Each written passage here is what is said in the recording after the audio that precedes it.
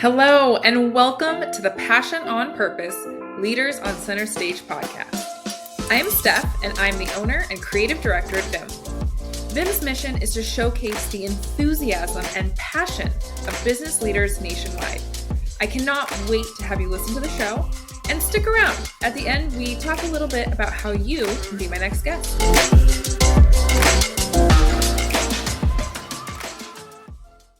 All right, guys, we are back with another episode of the Passion on Purpose Leaders on Center Stage podcast.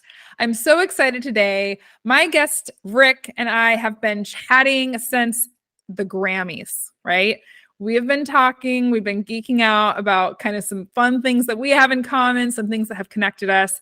And so when I saw Rick on my calendar today, I was so excited that we finally got to face, and we're going to get to talk and learn more about Jazz for Peace. Rick is the founder, Rick DellaRatta, founder of Jazz for Peace, headquartered in the thick of New York. New York Times, what did you call it? Hell's Kitchen? Well, it's on the corner of Times Square. And the neighborhood is Hell's Kitchen. So if you go a little bit left of Times Square, where all the Mickey Mouse and signs and neon is, you get to a neighborhood called Hell's Kitchen. I'm right in the corner of both of them. I'm looking down at 42nd Street. So it just really sounds like you are in the thick of it. Right in the thick of it. Yeah, it's hard to get any thicker. That is, so I'm clearly, I've never been to New York, and clearly I'm not a city gal because that is not my world, but that's so exciting, so awesome. So I'm just really excited. So off air, I have to tell you guys, off air, if you're watching this on YouTube, Rick and I had a moment to geek out. So we're both avid he's a skier, I'm a snowboarder. Rick just got back from Utah, just doing, if you're watching, you might notice that we have a little bit of the prized, what would we call that? Well, what happens, as anyone who skis knows, when you ski a lot, because of your goggles, you end up, even though you try to protect yourself from the sun, your skin gets really dark down here and really light up here. And in ski country, that's cool. That's, oh, you're cool. You're obviously skiing a lot, hitting it. But when you get back to the city, like I just arrived today, people might be looking at me like, why are you an Indian down here and a, European up here or something like that? You look half of your face look like it's from different continents. But I don't know if it's noticeable on the camera or not, but I just wanted to tell you that because it happens every time. I always have this little raccoon face for a few days until everything blends back in together, Signs of a good time. A very good time. Yeah, no doubt. Well, I love that we share that. We kind of geeked off air a little bit about all of the different mountains, and Colorado, Montana, Utah. So I'm here in Seattle, you're in New York. It's just so fun to have that commonality. And what we didn't really talk too much about, but you perked my interest when you were sharing a little bit about and I'm totally going off air. We got to dive in deep, but I don't want to forget that I want to talk about the way you were recruiting some of your band members, right? For that particular, so I want to get back to that, but we're going to kick off the show. We're just diving in deep already. We're going to kick off the show as we always do. And I'm going to start with my big question, my big ask. Are you ready? Sure. Okay. Rick, what is your why? What is my why? Why is this or why is that? Why is the world the way it is? Why Jazz for Peace? Why does Rick DellaRatta? Why? Right. Why me? Why would I do? I'll be honest with you. I do what I do. It goes back to the events of 9/11. And what happened was I was living on the Lower East Side, not here, actually. I was living very close to the World Trade Center. I was living within a quarter of a mile of the events of the World Trade Center down on the Lower East Side. And I got a call from a photographer on Wall Street. She was an amateur photographer who had taken pictures of me the day before. She had a job on Wall Street, to pay for her photography Jones. And like photographers do, I told the story in another podcasts, like Linda McCartney used to do that. She used to walk around and take pictures of Jimi Hendrix, walk around this little park, Washington Square Park, and take Bob Dylan. And then when those guys got famous, she had their pictures. And, for us artists, like one thing magic about New York that you were wondering about, the magic of New York, because your friend was telling you, right? Yeah. You can walk around here and you'll see amazing people, amazing, musicians and artists and painters. And you can literally go up to them and say, hey, do you need any pictures? Because I just want to keep some negatives for myself and give you some pictures. And you can do that and take pictures of them. Anyway, so now she calls me and says, hey, I'm at work. I don't know how to call. We were hanging out yesterday. I'm sorry to call you, but something crazy is going on. Blah, blah, blah. I said, what? She says something crashed into the other building, and my boss's son works in the other building, and they're on the phone. And he's telling him to get out of the building, and I'm just, she was frazzled. I said, you know what? Let me go up and take a look, because I'm on the 5th floor walk up in the East Village, and the roof is just next to me. I just walk up the roof, walk up the roof. I was like, oh my God. I just watched it. It was like walking into a movie. I was just watching it from less than a quarter mile away. So I had never had anything happen like that. Nobody had who had, right? So like, what the heck? Everything you saw, well, it was crazy. Away. Completely nuts, right? So all I could do is words came out of me, and the words were a poem called Jazz for Peace. So those words came out, and basically, those words are what I had been thinking all along as I was touring all over the world as a musician.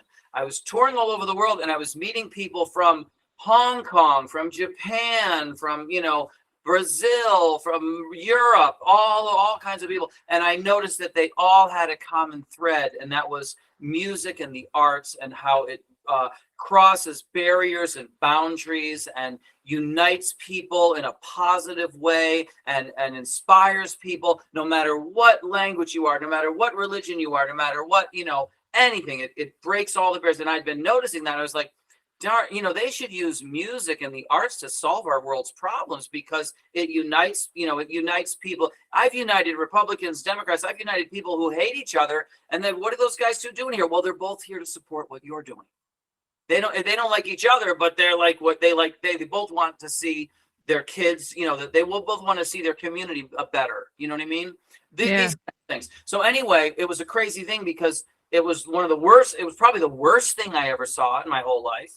From inches away. Right. Yet from that adversity came the greatest opportunity to actually be the change that I wanted to see in the world, as Gandhi said. And even crazier, that's a famous quote, as you know, right? Yes. Be the change you want to see in the world, right? One of the most famous quotes. But I ended up with a famous quote, and that's because after I wrote that poem, we were all locked down, and it was pandemonium. They finally opened up just in time for me to perform as a headliner at a jazz festival in Savannah, Georgia. And I had nothing but a poem there that was new, and I read the poem, and it just touched people. And I saw even my musicians people were crying.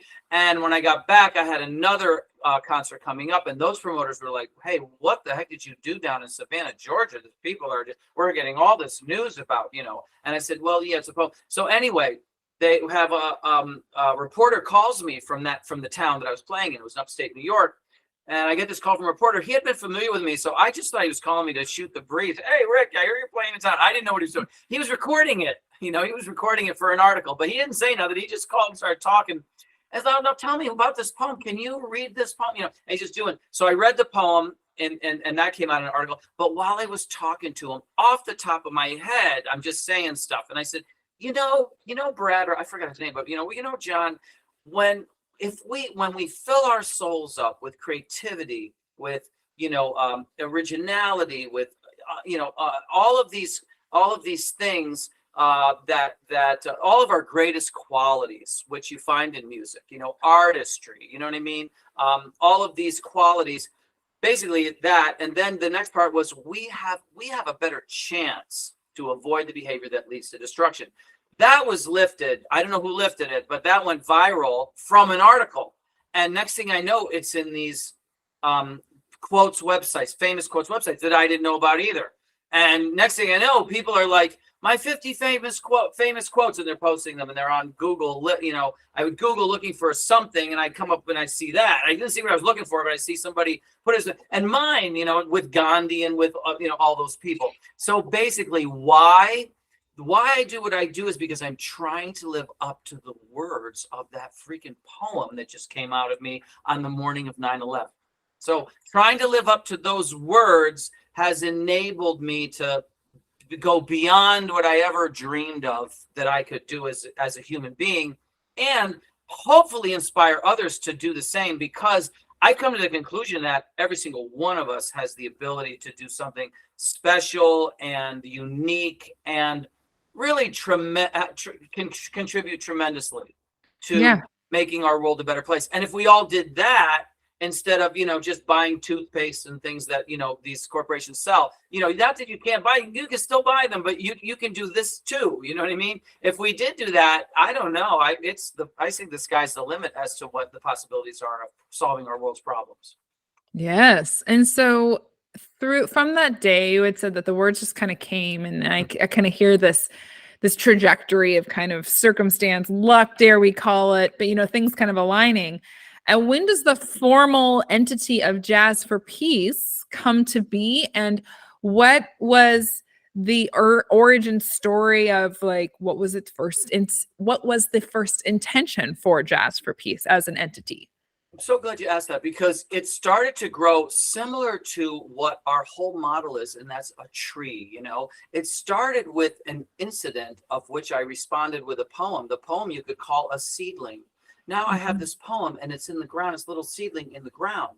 They don't always grow into trees. As you know, a tree brings a lot of things, but this one started growing because I then went and recited it in front of 8,500 people at a jazz festival. So now it starts to grow little roots because I did that, grows a little root. Now these other people find out, and they're like, hey, so that's what the same promoters like, is there any chance you might put that to music by our concert with you? You know what I mean? They dropped that in me, and I was like, maybe, that's a good idea, actually. Let the cream rise to the top. That had a good idea there. I did get it to music, and we started the concert off with Jazz for Peace. And that became the first Jazz for Peace concert, that one that I went after Savannah. Okay. So now. And when was that? Like, what year was that? I just want to. That was. Okay, so that was, what was so crazy is 9/11, 2001, Savannah was like September 25th or something, 2001, September 27th, whatever. Oh. I'm so sorry. Yes, it was like literally between 2 or 3 weeks after 9/11, because what happened was, if you look and see, all the airlines were closed, and literally the day or two after the airlines were reopened, I flew down to Savannah, Georgia. So that's how close that was. Then I came back from Savannah, Georgia. This is towards the end of the later part of September. 9/11 was September 11th, right? And then this was towards the end of September. Now the next, I think it was, could have been the 4th or the 11th or something, the 4th maybe, or the 8th of October. So a couple weeks after that was this other event, because these had been booked before 9/11, and that one was the one where I had put it to music. So now you see that seedling is growing roots, right? So now what happens next? Well, what happens next is like, what are you going to do? Oh, now the press comes out. In the newspapers, all the newspapers come out. DellaRatta starts concert with Jazz for Peace. So now you have articles. You know what I mean? So in other words, now they're just launching like that way. And then the pre-concert interview, that gets lifted. That famous quote, when we fill our souls, that gets lifted. You see what I mean? So now you see this little seedling that started with a poem growing into roots. You follow me? So now you've got all these roots. Now you've got something powerful that can grow up above ground. Now you've got you have a foundation. So what are you going to do now? Well, now, hey, let's do something above ground. Let's play a few concerts in New York City, where I am anyway, for, easy peasy, as they would say. Let's do a few of concerts to help some famous causes. I figured there's probably 20 or 30 or outstanding organizations. I had no idea there were over 60,000 just in New York City alone. But there was they're nonprofits, and that's what we do. We try to separate the wheat from the chaff and show the public organizations, big or small, old or new, but the ones that are really dedicated to their mission. You know, because some nonprofits, I don't know what they're doing. It looks to me like they're saving a lot on their taxes, but I don't see a lot of world saving. You know what I mean? Like they're saving on their taxes, but they're not saving the world. You know, they're supposed to save the world, but they're saving on their taxes. But anyway, there are a lot of people that are really passionate, and I would love to see those people thrive because they are the ones that are setting the example for what needs to happen in the future. So again, now we do these few little concerts. Now it's starting to grow branches. You see what I mean? Next thing I know, we're up to like 250. Wow. And Mayor Bloomberg, who was the mayor at that time, was like, what? He writes me a letter like, hey, Rick, I've been hearing about these concerts you're doing. This is unbelievable. You got to keep going. I thought I was done. You know, I was maybe this is enough, you know, but no, you got to keep it you got to, you know, like this, he writes this amazing letter. Right. And then I'm like, wow, guys like him are going to write a letter. I wonder who else is going to write me a letter, you know? And now we're like, well, we should expand it to the rest of the state. Next thing you know, it's the rest of the country. Next thing you know, I'm up to my 500th concert. I get a letter from Barack Obama, and it just keeps going and going and going. And then I start going around the world, and I start getting letters from the Prime Minister of Kenya, you know, wow, people like that. But yeah, you know, the interior something of Brazil. I mean, we have them, and they're all there on our website where you can go and see all that. We actually, one page is called, it's actually called jazzforpeace.wordpress.com. And then you go to there and you can click on anything, but you can put /about and you'll get to the page I'm talking about. It's just the empowerment tree, all those famous people that, you know, and you can see their actual letters. And then you keep going and you see testimonials from hundreds and hundreds of grant recipients, because that's what inspired us the most was when we did the event to help an outstanding cause, they always contacted us to tell us how much it meant to them. And that just made me, that just threw me through the roof. I couldn't believe I could make a difference like that. You know, I just didn't, I didn't get, you know, no one ever told me. Yeah. So from this, you know, seedling that grew roots, that grew branches, that grew more branches than you expected, you saw this opportunity to support others doing great things through a grant program is what so tell me more about, is that the bread and butter of what Jazz for Peace focuses on today? Yeah, well, there's three things. There's the benefit concert series, which, like I said, is you know, like amazing. You'll see for yourself when you go to that testimonials page, and just if you get to the bottom, you get a prize. Because no one's ever made it to the bottom of our testimony. I'm not expecting you to either. What I do is I just tell people, just do that, and then, like, you know, they do the spin the wheel. What is it, Wheel of Fortune? Go like that, and then go stop, and then just read that testimonial, and then go bing, and then stop and read that testimonial, because you can't. There's just too many of all of them. There's hundreds and hundreds of them. But these are all outstanding causes that we've helped. I had no idea that there were so many. And what we do is we do the same thing that tree you're saying that Jazz for Peace has grown for Jazz for Peace. Why not grow an empowerment tree for them? Yeah. So what they do is they look at what we do. You can look at so many things. What you liked, I already know, is a 3.5 minute, how to get a grant in 3.5 minutes. Remember you mentioned that off camera. Well, let's say you watch that, right? Or you're an outstanding cause. You could watch that in 3.5 minutes. If you want to, if you're led pressed by just that, you don't have to keep going. You could go to info@jazzforpeace.org and just say, hey, I just want to know, you know, that this looks interesting what you're doing. It might be able to help. I wonder if it could help birds, you know, whatever we do, you know, your organization that, you know, that's your passion. You know what I mean? Could be animals. It could be the environment. Everyone has a passion, and we want to connect with that passion, because we feel like if you're passionate about something, that's where we can really work with you. You know what I mean? Help that which you're most passionate about, that you want to help in the world. Cleaning the air, whatever it is. There's a million outstanding causes, helping children, all kinds of stuff, helping people in another country or in your own community. Anyway, whatever the outstanding cause is, your comment is whatever you say, because it's honest, just based on your honest comment. And we'll look at that and say, okay, great, but that is a seedling. Now, what can we do with that? Well, now we want to grow it into roots. So what we do is we'll create a document about what we want to do with your comment, how we want to grow your comment into funding. Okay. And it's a document that basically says, you know, Jazz for Peace has just got back from their their blah, blah, blah from app. They've just got back from this or that. This is the 20th year of their United Nations concert. I even forgot to tell you about the United Nations concert. I'll never remember in the amount of time to tell you everything about Jazz for Peace, but Anyway, right now we're celebrating the 20th anniversary of our United Nations concert that brought together Israeli, Palestinian, and American jazz musicians. So you can imagine how big that branch was. I mean, we're starting to grow a redwood tree at that point. You see what I mean? Wow. Yes. So now, whatever we say, we work together with you on a little one page that you then can share. Because if you're a nonprofit, you have board members, hopefully. You have volunteers, hopefully. You have supporters. You have friends. You have people who would love to see your passion grow and make our world better. Because that's why you're so passionate about it. It's a good thing, that it's something that you can do. It's your contribution. So you show it to those people. You take this little one page after you've approved it, because we can't make it perfect. We just give you a template. We put some stuff in it. And we say, what do you think of that? Back and forth until we get it just the way you want it. And then you say, hopefully we hear from you and you say, man, my board members love this. When we get to that, now I know it's money, So now you take that, show it to your board members, see what they say. Now, and then you make a list of just names and comments. That's all, names and comments. And that is a VIP list. So VIPs are the beginning. Those are the roots. So your comment is a seedling. Those VIPs who come on board and say, wow, this is amazing. This is just what we need, whatever they say. That's the roots of the tree.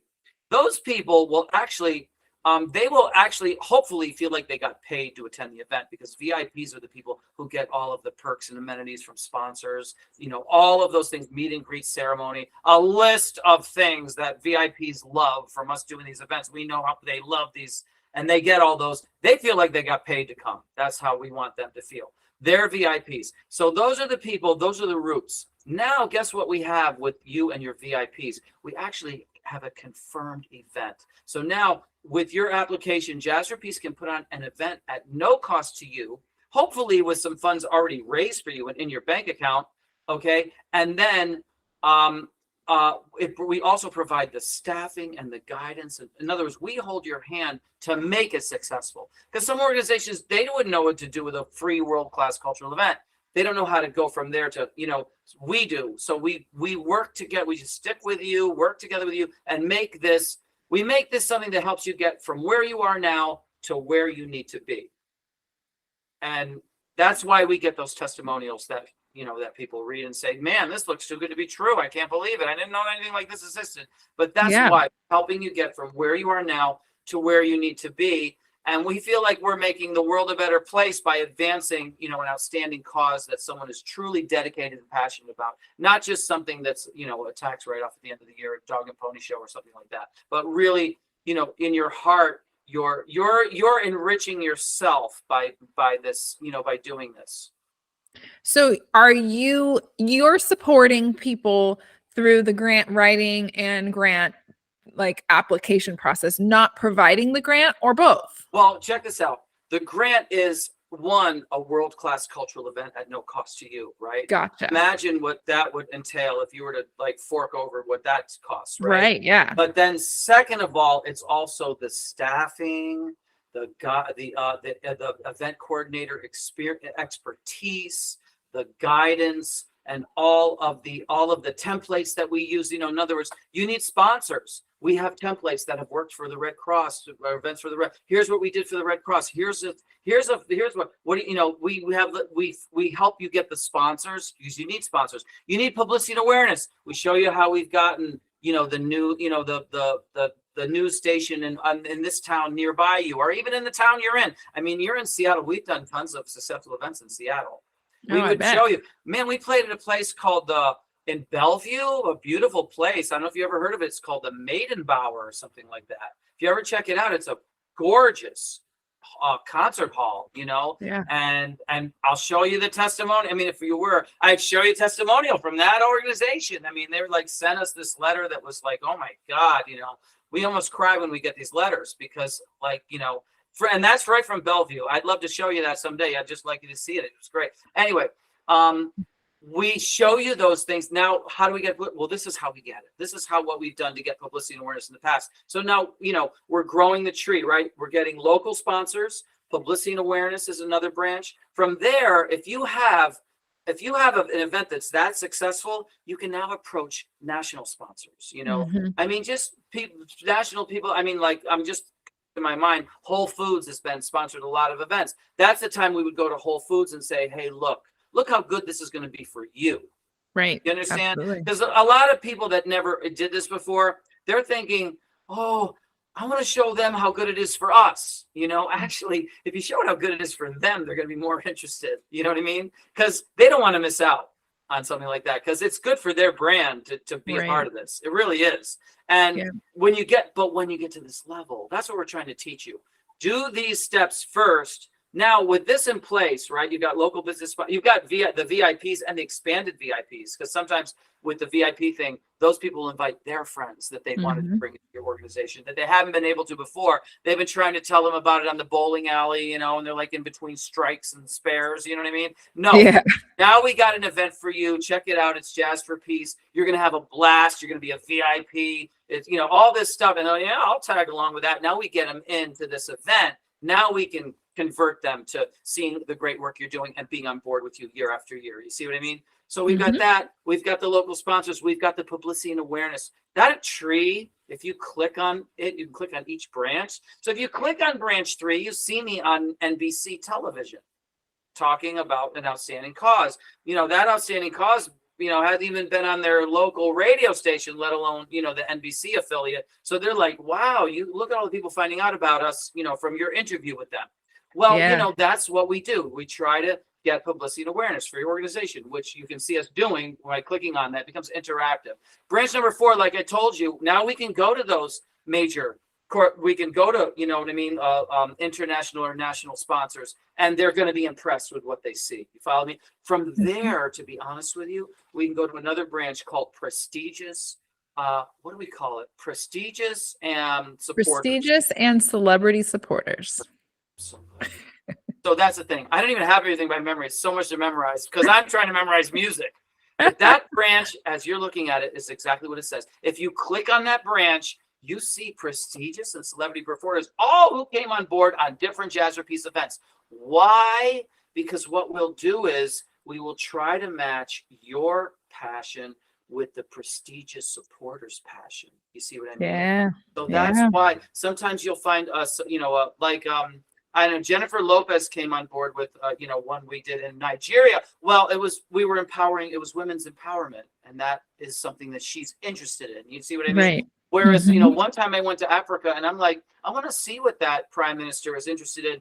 Oh my God. And I saw an interview he gave on the BBC trying to address the issues that we were addressing in the Great Migration, where they have the Great Migration, it's up on the Tanzania-Kenya border. And he was talking about the importance of doing, and here we were doing a concert to get these people all the landowners to sign agreements that protect the wildlife, that protect the Mara River, that protect the indigenous Maasai people. You know what I mean? We're doing it, what he's saying. So I said, we got to and sometimes volunteers, like they said, wow, you never been to Africa. How are you going to get that guy on board?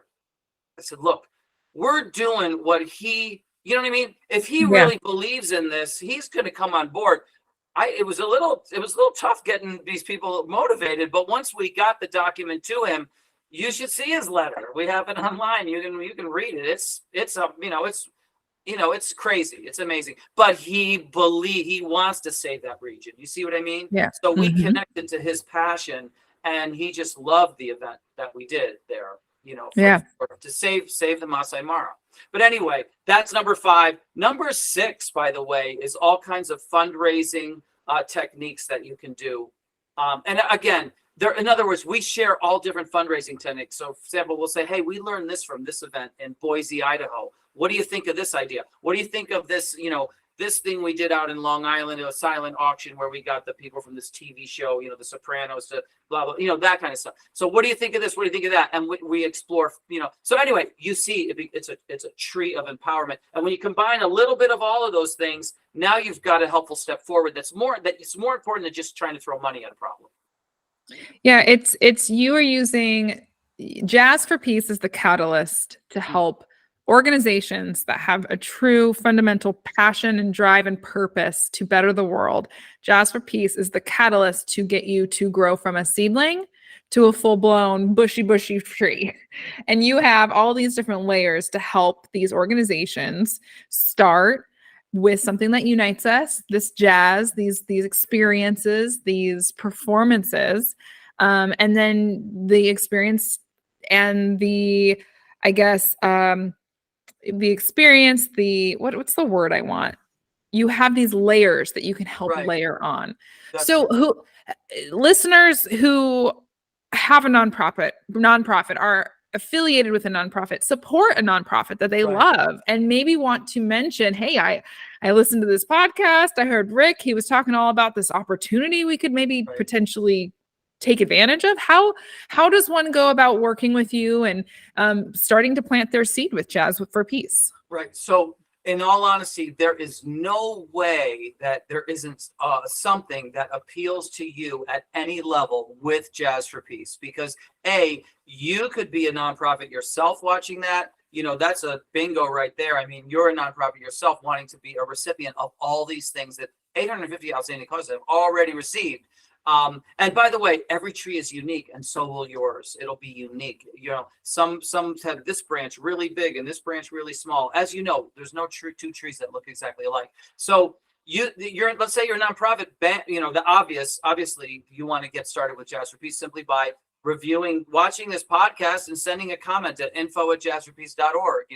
But let's say you're affiliated with a nonprofit. Okay, great. You could do it that way. You can just tell your board member or tell anybody, hey, check out this podcast. Just share the podcast with somebody. Let's say you're a volunteer officer, or let's say you're a friend of somebody who has a passion for doing something, or let's say you want to start something, you have a passion for something, you've never done it and you want to start it. You know what I mean? So there's all kinds of levels. Well, let's say you just you hear the music I'm going to play here and you're like, I want to go see this live. You could, that could be a reason enough for you to say, you know what, I'm going to walk over to the animal shelter next door and tell them about Jazz for Peace and see if we can, because I tell them how much I would like to be a VIP at the event if they apply. You know what I mean? So there's no way, there's no barrier to entry. Okay. Fantastic. And so we're going to do a couple things. I'm going to make sure you guys have in the show notes, jazzforpeace.org. If you want to just connect with Rick immediately, just email him at info@jazzforpeace.org and, just drop him a line, tell him what the great things you're doing, and let's start that seedling conversation. And then Rick, you had said that you would play something for us, and I'm so excited to hear what you have to play, and then we'll wrap up. Cool. So basically, the last year I was skiing like I was doing this year. And all these people started calling me Jazzman, So I came back, and this person now down in Soho, this is another word that you might enjoy, down in below the West Village, a really cool neighborhood you should check out too when you come to New York. He's got a studio in Soho, it's a recording studio, and he's doing a podcast. He's waiting for me to get back. Like, Rick, when are you getting back here? I've been waiting for you for months. I'm back on this day. Great. Come down. We got to get you in here. And, I came with my raccoon face and everything. And he's like, you got to play something. What are you going to play? And I'm like thinking, Jesus, and all I can think of is Jazzman. These people calling me Jazzman all the time. You know what I mean? Hey, Jazzman, I said, why don't I just do Carole King's Jazzman? That was a hit for a person in the 1970s. I don't know if you might have been born yet, but it was a great song by her that a lot of people know, something familiar. Yeah. So I played that, and now I'm right back in the same position. So I figure I'll try to. I haven't played it in a long time. Who knows what'll happen? But I'll try. Now I'm going to go into something. It's kind of a free-form jazz thing. I'm going to make it up. It's going to be completely unique to your podcast, and that's what I like to do. Something completely unique, and it's called Free JA because I found out going to Haiti that jazz is a misspelled word. It's really JAS, which is a Creole word. And that's where the Creole people came from Haiti to New Orleans, and they started calling what Louis Armstrong was doing jazz. And then it's so JASS. And so New Orleans bands, if you see someone with a really traditional New Orleans bands, they'll say, you know, Bourbon Street Jazz Ensemble, JASS, because they're so traditional. Oh. They know, only they know, and me, because I talked to one of them and he said, yes, that's why we call it JASS. Anyway, this is called free. I took the S's off because, you know, nobody knows it. Z's are misspelled anyway. Now we have Free JA, and that's somebody I maybe want to free. Actually, I do want to free this guy. So we call it Free JA, and it's free jazz. And so I'm going to, you know, go into, it'll segue into that. Okay, I'm ready.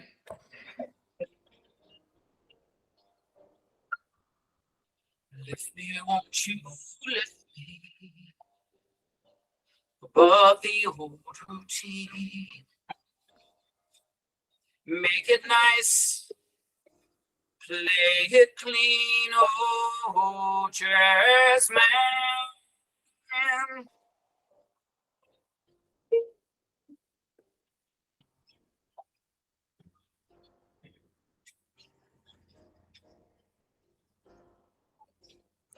Jazz man's testify, famous bands.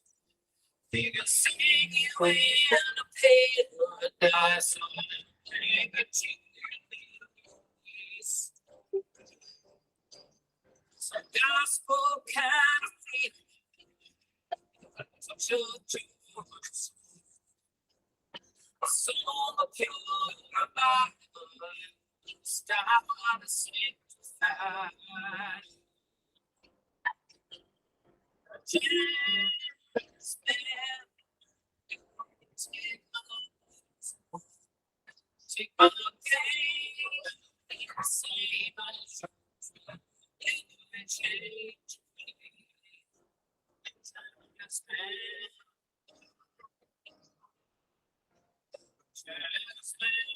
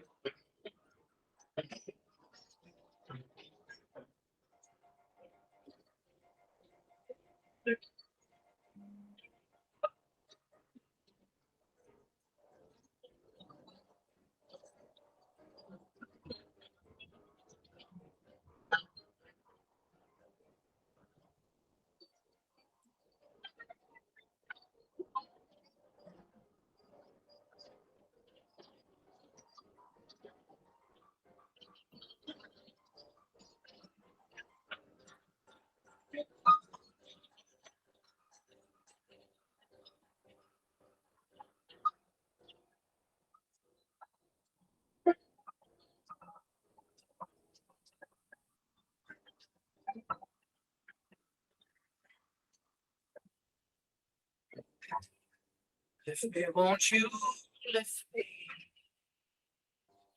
Every turn around, play it sweetly,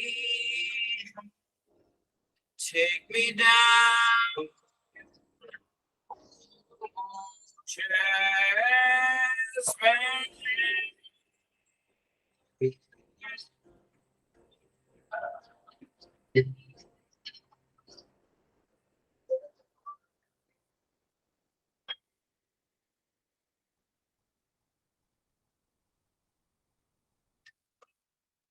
Woo! Oh my goodness. Rick, one of my most favorite things about watching that and listening to that is just seeing you go into your zone. Thanks. Great. Here in my world, we call that our marination.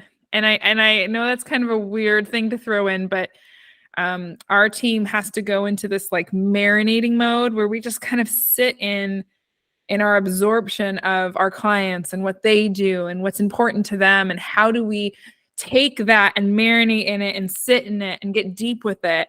And I think watching you, I see that passion and that depth, and you kind of you go internally, and it kind of mirrored that marination period for us, for you to just kind of go internal and just block out everything and just feel it. And I loved that. Great. That's a great description. Yeah.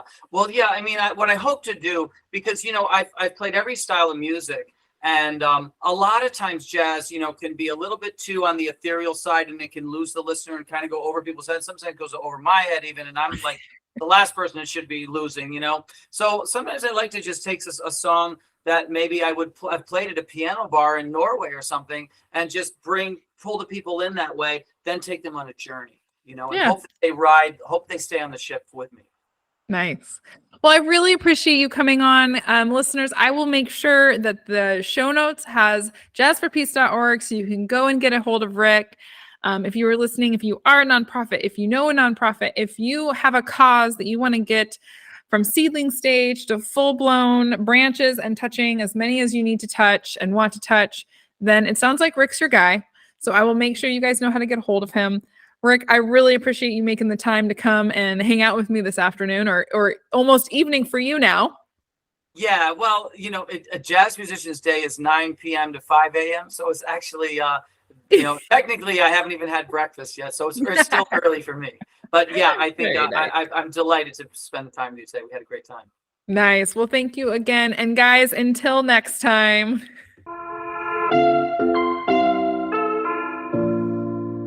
Steph here. Thank you so much for listening to the Passion on Purpose Leaders on Center Stage podcast. If you are a successful business owner and you lead your business with passion, we'd love to feature you on our show. We'd love to share with the world what makes your business great and how you have intentionally led passion throughout your business. Also, if you got any value or little tidbits from this episode, please take a minute to screenshot the episode and share it on your favorite social media platform. Be sure to tag us so we can properly thank you, and we love deepening our connection with our listeners. We are regularly putting out new episodes to feature leaders such as yourself who lead with passion on purpose. So be sure to subscribe to our show so you don't miss any future episodes. For more episodes, guest information, or details on the show, please visit getvim.com/passion on purpose. That's getvim.com/passion on purpose. Once again, I'm Steph. I am the owner and creative director at Vim, and thank you for listening to the show.